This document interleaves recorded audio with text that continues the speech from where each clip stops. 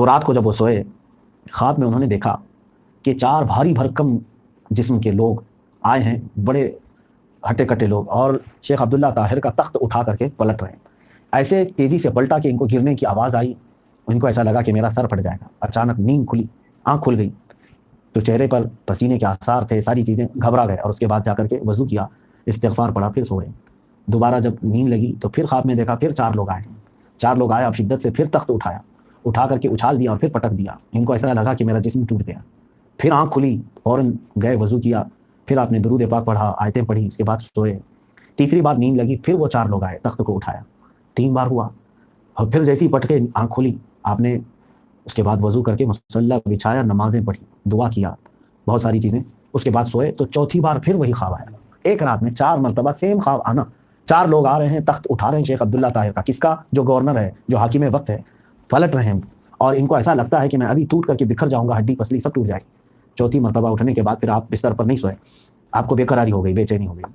اس کے بعد ان کو ایسا لگا کہ کچھ تو غلط ہوا ہے جو مجھے اس طرح کے خواب آ رہے ہیں، کچھ تو ہوا ہے۔ زمین پر سارے رینگنے والے مخلوق میں، یعنی جانوروں میں، زندہ جانور جتنے بھی ہیں، اللہ فرماتا ہے ان میں سب سے خراب جانور اگر کوئی ہے، معلوم ہے آپ کو، سب سے بدترین جانور اگر کوئی ہے تو اللہ فرماتا ہے وہ کافر ہے۔ فَهُمْ لَا يُؤْمِنُونَ، جو ایمان نہیں لاتے، جو کفر کرتے ہیں، اللہ نے فرمایا وہ سب سے بدترین جانور ہے۔ اس کا مطلب یہ ہوا کہ جانوروں سے بھی نیچے گیا ہے۔ اس کی وجہ یہی ہے کہ میرے عزیزو، سب سے برا وہ انسان ہو سکتا ہے جو خود اپنے پیدا کرنے والے کو نہیں پہچان رہا ہے۔ سب سے بڑا وہ یعنی ناشکرا ہے جس کی اللہ تبارک و تعالیٰ نے تربیت فرمائی، جو اس کا رب ہے، اسی کا وہ انکار کر رہا ہے اور اس کو چھوڑ کر دوسروں کی پوجا میں لگا ہے، عبادات میں لگا ہے۔ اس لیے اللہ تعالیٰ نے فرمایا وہ شر الدواب ہے، یعنی سب سے بدترین مخلوق ہے۔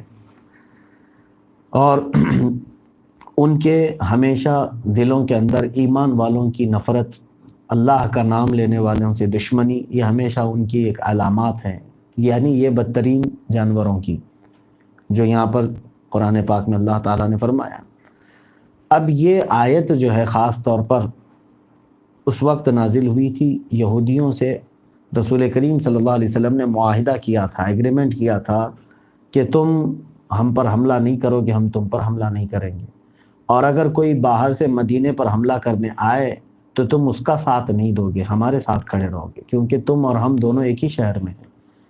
تو انہوں نے وعدہ کیا، معاہدہ کیا، لیکن جب مشرکین مکہ رسول کریم صلی اللہ علیہ وسلم اور صحابہ پر حملہ آور ہوئے تو انہوں نے، یہودیوں نے جو مدینے کے رہنے والے ہیں، وعدہ توڑ کر کے کافروں کا ساتھ دیا، ان کو ہتھیار بھی دیے، یہاں کی خبریں بھی پہنچائی۔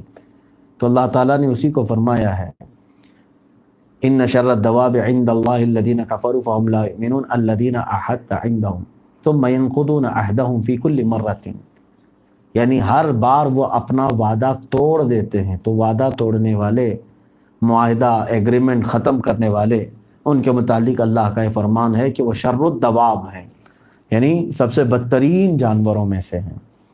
یہ آیت بھی ہم نے تلاوت کی۔ اس کے بعد ایک اور اپنے حبیب پاک صلی اللہ تعالیٰ علیہ وسلم کی حفاظت میں اللہ فرماتا ہے وَإِن يُرِيدُوا أَن يَخْدَعُوكَ فَإِنَّ حَسْبَكَ اللَّهُ هُوَ الَّذِي أَيَّدَكَ بِنَصْرِهِ وَبِالْمُؤْمِنِينَ۔ اے نبی، اے میرے محبوب، اگر یہ کافر، اگر یہ منافق، اگر یہ یہود و نصارہ آپ کو دھوکہ دینے کا ارادہ کر بھی لیں، آپ کو دھوکہ دینے کی کوشش کریں، اللہ فرماتا ہے فَإِنَّ حَسْبَكَ اللَّهُ، اللہ آپ کے لیے کافی ہے، یعنی اللہ آپ کے ساتھ ہے۔ هو الذی ایدک، وہی ہے جو تمہاری مدد فرمائے گا اپنی خاص مدد سے اور مومنین کے ذریعے سے۔ اور اللہ تعالیٰ نے فرمایا الف بین قلوبہم، اللہ نے مومنین کے دلوں میں الفت رکھا ہے، محبت رکھا ہے۔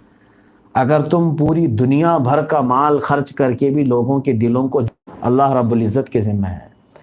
میرے عزیزو، یہاں پر ان آیتوں کے بعد اللہ تعالیٰ نے فرمایا یا ایھا النبی حسبک اللہ ومن اتبعک من المؤمنین، اے نبی، آپ کے لیے اور آپ کے پیروکار جتنے مومنین ہیں ان کے لیے اللہ کافی ہے۔ یہ کتنی امید افزا آیت ہے۔ اللہ تعالیٰ ہمارے متعلق فرما رہا ہے کہ اے مومنو تمہارے لیے اللہ کافی ہے، اس سے بڑھ کر اور کوئی چیز چاہیے آپ کو؟ اللہ تمہارے ساتھ ہے، کیا یہ سب سے بڑے حوصلے کی بات نہیں ہے؟ آج اسی کا توکل، اسی کے اوپر بھروسہ ایمان والے آج کم کیے ہوئے ہیں، یعنی مومنین کم کیے ہوئے ہیں۔ عزیزان گرامی وقار، اللہ کے حبیب صلی اللہ تعالیٰ علیہ وسلم بدر کے بعد جب مال غنیمت آیا تھا تو آپ تقسیم فرما رہے تھے، ظاہر سی بات ہے جتنے اس جہاد میں شریک صحابہ تھے سب کو مال غنیمت تقسیم کیا جا رہا تھا۔ رسول کریم صلی اللہ علیہ وسلم نے اس میں مہاجرین صحابہ کو تھوڑا مال زیادہ دے دیا، جو ہجرت کر کے آئے تھے مکہ سے، کیونکہ ان کے گھر بار نہیں تھے، ان کی تجارتیں ابھی نہیں تھیں، وہ وہاں پر ابھی گھر یعنی اسٹینڈ ہو رہے تھے۔ رسول کریم صلی اللہ علیہ وسلم نے ان کو مال تھوڑا زیادہ دیا، اور انصار صحابہ جو مدینے میں تھے ان کو مال تھوڑا سا کم دیا۔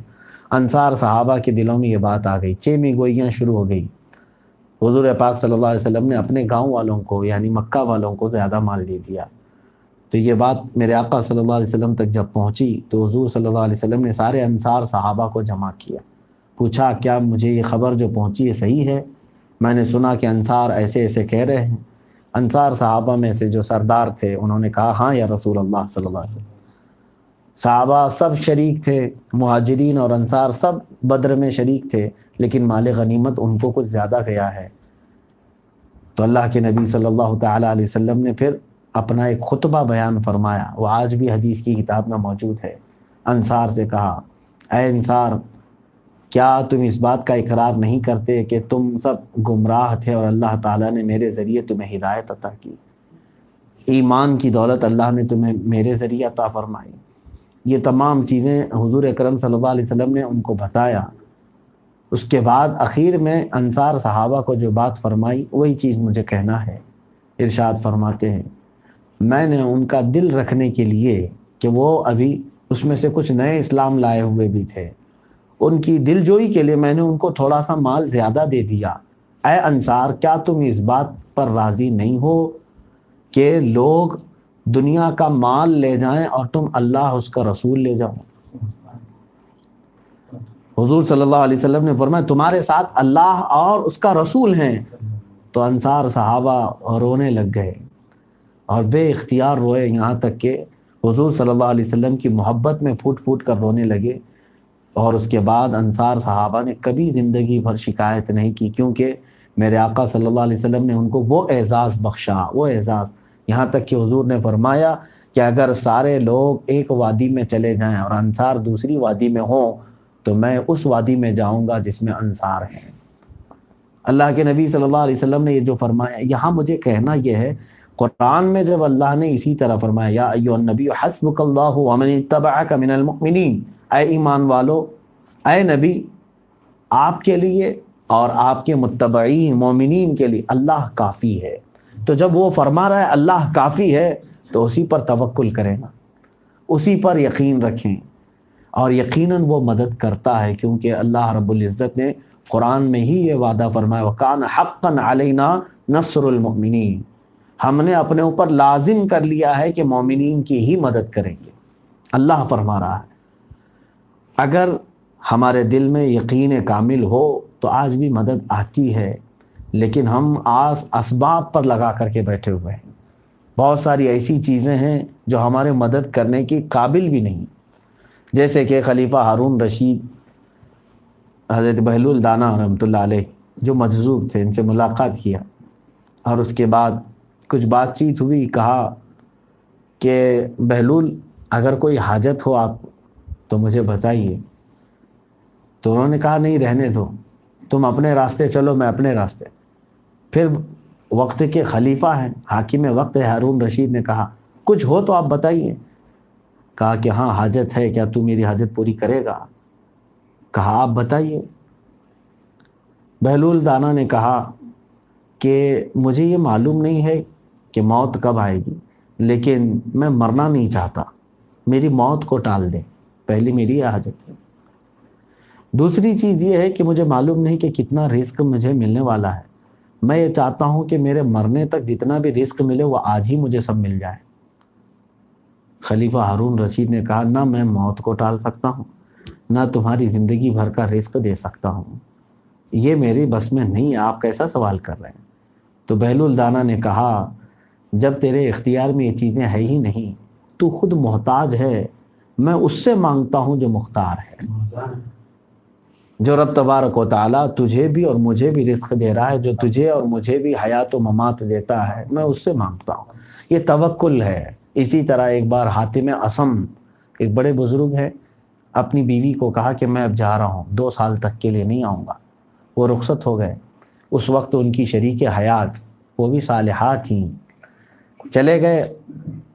تو دوسرے دن پڑوس کی عورتیں آئی، کہا سنا ہم نے کہ حاتم اصم تمہارے شوہر چلے گئے، چھوڑ کر کے چلے گئے۔ کہا ہاں گئے ہیں، وہ اللہ کی راہ میں گئے ہیں۔ کہا تو کچھ راشن پانی کچھ گھر کے لیے چھوڑ گئے کہ نہیں گئے؟ 2 سال تجھے ایسے ہی چھوڑ گئے۔ ان کی وفا شعار خاتون توکل کے کس درجے پر تھیں، وہ یہ کہنے لگی حاتم اصم وہ خود رزق کے لیے محتاج ہے، وہ مجھے کیا رزق دے گا؟ وہ خود رزق کے لیے محتاج ہے، وہ مجھے کہاں سے رزق دے گا؟ مجھے انہوں نے رزق کے بھروسے نہیں چھوڑا، رزاق کے بھروسے چھوڑا ہے، جو ان کو بھی کھلائے گا مجھے بھی کھلائے گا۔ عزیزان گرامی، یہ اولیاء کاملین کی باتیں ہیں۔ اسی میں چلتے ہوئے آج میں وہ بات دہرا دوں۔ آج صبح ختم قرآن کے بعد میں نے روزانہ ایک معمول بنایا ہے، قرآن کی تلاوت ختم ہونے کے بعد کوئی میرے مطالعے کی ایک اچھی چیز ہو تو پیش کر دیتا ہوں۔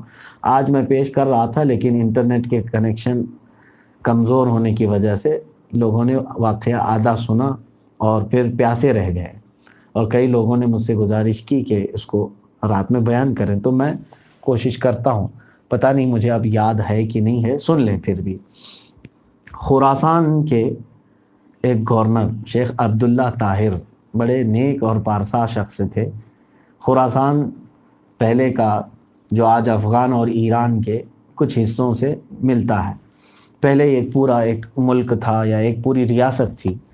تو وہاں کے جو گورنر تھے شیخ عبداللہ طاہر، جیسے ہی وہ گورنری پر آئے، تخت پر آئے، اعلان کیا عدل و انصاف قائم ہوگا، کوئی چوری ڈکیتی نہیں ہوگی، جرائم پر قابو پایا جائے گا، اور سارے اپنے پولیس کو فوجیوں کو تعینات کر دیا۔ اتفاق ایسا ہوا کہ اس شہر میں ایک لوہار غریب کسی دیہات کا رہنے والا کام کرتا تھا۔ وہ اپنے کام کاج کر کے ہو سکتا ہے ہفتے کی چھٹی میں یا مہینے کی چھٹی میں گھر جا رہا تھا، رات کا وقت تھا، اور اسی دن اتفاق ایسا کہ وہاں پر شہر میں ایک بڑی چوری ہوئی تھی، اور چوروں کو تلاش کرنے کے لیے پولیس ہر جگہ پھیلی ہوئی تھی، ناکہ بندی چل رہی تھی، جگہ جگہ چیکنگ ہو رہی تھی، تفتیش ہو رہی تھی۔ اور پھر پولیس نے چوروں کو ڈھونڈ نکالا۔ 4 چور تھے جو رنگے ہاتھوں پکڑے گئے، سامان سمیت جو چوری کیے تھے۔ تو پولیس ان کو لے کر کے ظاہر سی بات ہے دربار گورنر میں لانے والی تھی، لیکن راستے میں ایسا ہوا کہ 4 میں سے ایک چور بھاگ گیا، فرار ہو گیا۔ وہ کسی طرح سے ان کو چکما دے دیا ہوگا اور نکل گیا۔ اب پولیس کی ڈیوٹی آپ جانتے ہیں، ان کو کھانا پوری کرنا رہتا ہے، اپنی ڈیوٹی۔ ہم نے تو دیکھا ہے ایسے ایسوں کو وہ لے کر کے آ کے کورٹ میں کھڑا کرتے ہیں جن کو پتہ بھی نہیں ہوتا کہ کون سا کیس ان کے اوپر ڈالا گیا ہے۔ راستہ چلنے والوں کو بھی لا کر کے ڈالا جاتا ہے، ان کی ڈیوٹی ہے وہ۔ لیکن ایسی ڈیوٹی کا کیا مطلب جو ناحق اور ایسے ہی بے قصور لوگوں کو سزا کے طور پر لایا جائے۔ خیر، پولیس نے کیا کیا، ڈر کے مارے، گورنر کے ڈر سے کہ 4 ہم پکڑے تھے اور یہ تو سب کو خبر ہو ہی گئی تھی، لیکن اب گورنر کے پاس شیخ عبداللہ طاہر کے پاس جب ہم پہنچیں گے، 4 نہیں 1 بھاگ گیا ہے تو پھر ہم کو پکڑیں گے اور ہمارے ساتھ پتہ نہیں کیا سزا کا معاملہ ہو۔ تو انہوں نے سوچا کہ رات کا وقت ہے، کھانا پوری کریں، اس کو چوتھا کوئی لانا پڑے۔ اتفاق سے وہ غریب لوہار جو گھر جا رہا تھا، پولیس نے اسی کو پکڑ لیا، پکڑ کے 4 کی عادت پورا کر دی اور لے کر کے چل پڑے، اور گورنر کے پاس آئے، لا کر کے پیش کیا کہ یہ سامان سمیت 4 چور پکڑے گئے ہیں۔ تو گورنر نے یہ دیکھا کہ سب ثبوتوں کے ساتھ یہ پکڑے گئے، مزید تفتیش کرنے کی ضرورت نہیں، حاجت نہیں، کہا کہ جیل میں ڈال دو، ان کو قید میں ڈال دو۔ چلے گئے۔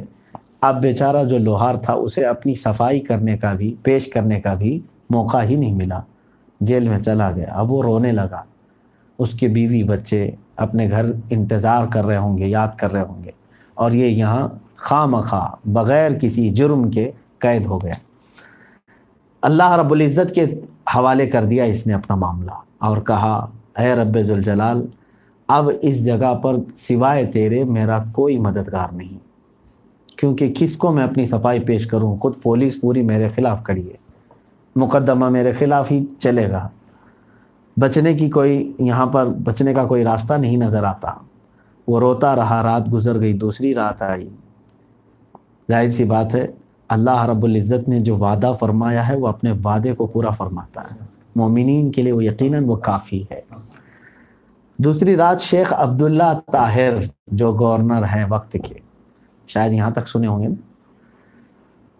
تو رات کو جب وہ سوئے، خواب میں انہوں نے دیکھا کہ 4 بھاری بھرکم جسم کے لوگ آئے ہیں، بڑے ہٹے کٹے لوگ، اور شیخ عبداللہ طاہر کا تخت اٹھا کر کے پلٹ رہے ہیں۔ ایسے تیزی سے پلٹا کہ ان کو گرنے کی آواز آئی، ان کو ایسا لگا کہ میرا سر پھٹ جائے گا۔ اچانک نیند کھلی، آنکھ کھل گئی تو چہرے پر پسینے کے آثار تھے، ساری چیزیں، گھبرا گئے، اور اس کے بعد جا کر کے وضو کیا، استغفار پڑھا، پھر سوئے۔ دوبارہ جب نیند لگی تو پھر خواب میں دیکھا پھر 4 لوگ آئے ہیں، 4 لوگ آئے، اب شدت سے پھر تخت اٹھایا، اٹھا کر کے اچھال دیا اور پھر پٹک دیا۔ ان کو ایسا لگا کہ میرا جسم ٹوٹ گیا۔ پھر آنکھ کھلی، فوراً گئے، وضو کیا، پھر آپ نے درود پاک پڑھا، آیتیں پڑھی، اس کے بعد سوئے۔ تیسری بار نیند لگی، پھر وہ 4 لوگ آئے، تخت کو اٹھایا، 3 بار ہوا، اور پھر جیسی پٹکے آنکھ کھولی، آپ نے اس کے بعد وضو کر کے مصلی بچھایا، نمازیں پڑھی، دعا کیا، بہت ساری چیزیں، اس کے بعد سوئے تو چوتھی بار پھر وہی خواب آیا۔ ایک رات میں 4 مرتبہ سیم خواب آنا، 4 لوگ آ رہے ہیں، تخت اٹھا رہے ہیں شیخ عبداللہ طاہر کا، کس کا؟ جو گورنر ہے، جو حاکم وقت ہے، پلٹ رہے ہیں، اور ان کو ایسا لگتا ہے کہ میں ابھی ٹوٹ کر کے بکھر جاؤں گا، ہڈی پسلی سب ٹوٹ جائے گی۔ چوتھی مرتبہ اٹھنے کے بعد پھر آپ بستر پر نہیں سوئے، آپ کو بے قراری ہو گئی، بے چینی ہو گئی۔ اس کے بعد ان کو ایسا لگا کہ کچھ تو غلط ہوا ہے جو مجھے اس طرح کے خواب آ رہے ہیں، کچھ تو ہوا ہے۔ دن بھر کا انہوں نے حساب دیکھا کہ آج عدالت میں کچھ ہوا یا کسی کے ساتھ کوئی معاملہ۔ آخر میں یہ جو کل قید ہوئے تھے 4 چور، ان کے بارے میں ان کو تفصیلات نہیں معلوم تھی۔ جیلر کو بلایا، جو جلاد ہیں، قید کرنے والے، کہا کہ کل جو 4 چور لائے گئے ہیں ان کا کیا حال ہے؟ کہا کہ حضور وہ چوری میں پکڑے گئے تھے فلاں فلاں۔ کہا کیا وہ سب کے سب مجرم ہیں؟ تو جیلر نے کہا یہ تو میں نہیں کہتا، لیکن اس میں سے ایک بندہ ایسا ہے کہ وہ رات بھر نماز پڑھتا ہے، رات بھر، اور دل سوز دعائیں کرتا ہے، رکت انگیز دعائیں کرتا ہے، صبح تک وہ اسی طرح عبادت میں رہتا ہے، جس کی وجہ سے میں بھی نہیں سو پاتا۔ میں اگر آرام کرنا چاہوں تھوڑی دیر کے لیے تو نہیں سو پاتا، اس کی دعائیں ہوتی ہیں۔ شیخ عبداللہ طاہر نے کہا کہ اس کو بلواؤ جیل سے۔ جیل کا دروازہ کھول کر کے بلایا گیا تو وہی لوہار تھا جو بے قصور گرفتار ہوا تھا۔ وہ آیا، شیخ عبداللہ طاہر نے پوچھا کہ تیرا کیا معاملہ ہے؟ کہا کہ حضور میں اپنی صفائی دینا چاہتا تھا، مگر مجھے موقع ہی نہیں دیا گیا۔ میں بے قصور آدمی ہوں، میں لوہار ہوں اور غریب بستی میں رہتا ہوں، دن بھر کمائی کرتا ہوں یہاں پر، اور آج کئی دن کے بعد اپنی آمدنی لے کر کے میں اپنے وطن لوٹ رہا تھا، بیوی بچوں کے لیے کچھ چیزیں لے کر کے، لیکن آپ کی پولیس نے بیچ راستے سے مجھے دھر لیا، پکڑ لیا، اور ان چوروں کے ساتھ مجھے ملا کر کے لے آئے۔ تو شیخ عبداللہ طاہر کو یقین ہو گیا کہ یہ بندہ بے قصور ہے۔ پولیس کو بلا کر کے پوچھنے کے بعد، ان کو ڈانٹ ڈپٹ کرنے کے بعد پتہ چلا کہ ایک بھاگ گیا تھا اور اس کو 4تھے نمبر پر ان لوگوں نے شامل کر لیا۔ ان کو بہت ندامت ہوئی، شرمندگی ہوئی، گورنر کو، حاکم وقت کو رونے لگے، اور اس کے بعد کہا کہ میری آپ سے 3 حاجتیں ہیں۔ کون کہا؟ حاکم وقت شیخ عبداللہ نے۔ پہلی چیز تو یہ ہے کہ اے بندے، تو لوہار ہے، غریب ہے، جو کچھ بھی ہے، پہلی چیز تو یہ ہے کہ تو مجھے معاف کر دے، مجھ سے خطا ہو گئی ہے، غلطی ہو گئی ہے، ناحق میں نے تجھے ایک رات قید میں رکھا، 2 رات قید میں رکھا۔ دوسری چیز یہ ہے کہ میں 1000 درہم، اس وقت چاندی کے درہم ان کو ہدیے میں دے رہے تھے، یہ آپ قبول کر لیں میری طرف سے۔ تیسری میری طرف سے ریکویسٹ یہ ہے کہ زندگی میں جب کبھی تمہیں کسی مال کی کسی بھی چیز کی حاجت ہو میرے پاس آ جانا، اور یہاں میں لکھ کر کے رکھوں گا کہ تمہیں کوئی نہیں روکے گا، جتنی جو چیزیں ضروری ہوں وہ لے جائے، کیونکہ میں اپنے یہ 2 رات جو تم پر ظلم ہوئے اس کا کفارہ ادا کرنا چاہتا ہوں۔ اب اس لوہار نے جو بات کہی وہی اس واقعے کا خلاصہ ہے، اس واقعے کا لب لباب مغز اس کا یہی ہے۔ اس لوہار نے کہا حاکم وقت حضور والا، آپ کی جو یہ ریکویسٹ ہے، آپ کی جو حاجتیں ہیں، اس میں سے 2 تو میں قبول کرتا ہوں۔